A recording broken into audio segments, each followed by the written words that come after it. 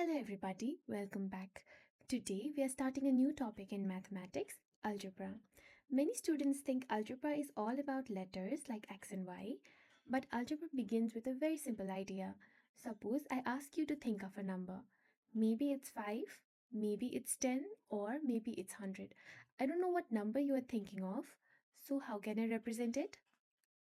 In algebra, we use a letter. Let's use x. X is called a variable. A variable is simply a symbol that represents a number. For example, if x equals 5, then x plus 2 equals 7. If x equals 10, then x plus 2 equals 12. So the value of x can change. That's why it's called a variable. Now, let's see why algebra is useful. Imagine I have some apples, but I don't know how many.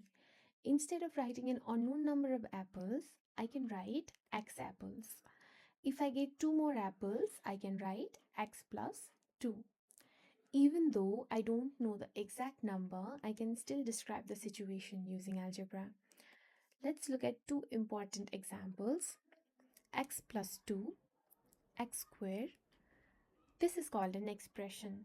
An expression does not have an equal sign. Now, look at this. X plus 3 equals 7. This is called an equation.